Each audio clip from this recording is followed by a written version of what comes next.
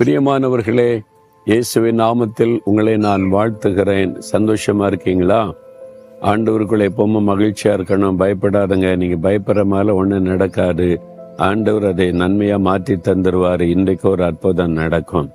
சரியா? இந்த இடம் ரொம்ப அழகா இருக்கு. எங்கன்னு பாக்குறீங்களா? மியான்மர் தேசம்.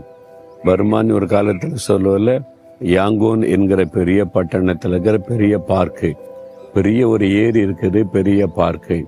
இந்த ஏரிக்குள்ள ஏதோ ஒரு மிஷின் மாதிரி தெரியுதுன்னு பாக்குறீங்களா? ஒண்ணு மிதக்குது, சத்தம் போட்டுக்கிட்டே இருக்குன்னு பாக்குறீங்களா? இந்த ஏரியை சுத்தம் பண்ணுகிற ஒரு எந்திரம் அது. அதுங்கிற இந்த ஏரியில அழுக்கு பண்ணிடுறாங்கல்ல, அந்த இலைகள் விழுகிறது, குப்பையை போட்டுடுறாங்க. இதை சுத்தம் பண்ணுவதற்கான ஒரு எந்திரம். அது அப்படியே சுத்தம் பண்ணி கொண்டே வருகிறது. ஒரு ஆள் சுத்தம் பண்ணுகிறார்.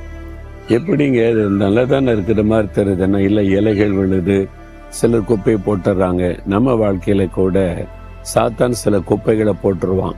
நம்முடைய உள்ளத்தை கரைப்படுத்துவதற்கு கோபம், எரிச்சல், இச்சைகள், பெருமை, பொறாமை, அப்படியே குப்பையை போட்டுருவான். அது கிளீன் பண்ணிடணும். அது உள்ளுக்குள்ள வச்சுக்கிட்டே இருந்தவங்களை அழுகி நாற்றம் எடுத்து நம்முடைய வாழ்க்கையை நாசம் பண்ணிடும். குப்பை போட்டோன்னா அனுதினமும் கிளீன் பண்ணிடணும். அதை கிளீன் பண்றதுதான் பரிசுத்த ஆவியானவர். வேத வசனத்தை தியானித்து ஆண்டோடைய பாத்தல் உட்கார்ந்து சுத்தம் பண்ணுங்க ஆண்டவரே, நீ உண்மையா ஜெபிச்சுட்டோன்னு வைங்களேன், அந்த குப்பையெல்லாம் வெளியே அனுப்பிடுவார். பரிசுத்த ஆவியானவர் நம்மளை பரிசுத்தப்படுத்திடுவார். அதுதான் பரிசுத்த பாதையில நடத்துறதுதான் பரிசுத்த ஆவியானவர். பரிசுத்த ஆவியில நிரம்பி ஜெபிச்சா நம்ம பரிசுத்தத்தின் மேல் பரிசுத்தம் அடைவோம். இது நமக்கு அவசியம். சரி, ஆண்டவர் இன்றைக்கு எனக்கு என்ன வசனம் வைத்திருக்கிறார் அப்படின்னு நினைக்கிறீங்களா? நீதிமொழிகள் 3ஆம் அதிகாரம் 6வது வசனம். உன் வழிகளில் எல்லாம் கர்த்தரை நினைத்துக்கொள், அப்பொழுது கர்த்தர் உன் பாதைகளை செவ்வைப்படுத்துவார்.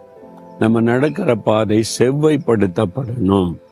சில சமயம் பார்த்தீங்கன்னா அப்படியே கரடு முரடா இருக்குமா, நடக்கிறது ரொம்ப கஷ்டம். அந்த பாதையில நடந்து போறது ரொம்ப கஷ்டம். அதை செவ்வைப்படுத்தி நல்லா பண்ணிட்டாங்கன்னா ஈஸியா நடந்து போகலாம். அப்படித்தானே? நான் வட இந்தியாவில் ஒரு ஊழியத்துக்கு போயிருந்தப்போ அவங்க கார்ல ஒரு ஜீப்ல தான் கூட்டிட்டு போனாங்க. ஆனா அந்த பாதை இருக்குது கரடு முரடா, உட்காந்து கூட தூக்கி தூக்கி அடிக்குது, இப்படி வளையுது அப்படி வளையுது, பள்ள மேடு. பார்த்துட்டு அப்பா இந்த இடத்துக்கு வர்றது கஷ்டம் அப்பா, இதை விட நடந்தே போயிடலாம் அப்படின்னு தோன்றுகிறேன். நடந்து போனாலும் கஷ்டம், அப்படியே பள்ள மேடுமா ஒரே குண்டு குழியுமா இருக்குன்னு சொல்றாங்களே இருக்கன்னு. அப்புறம்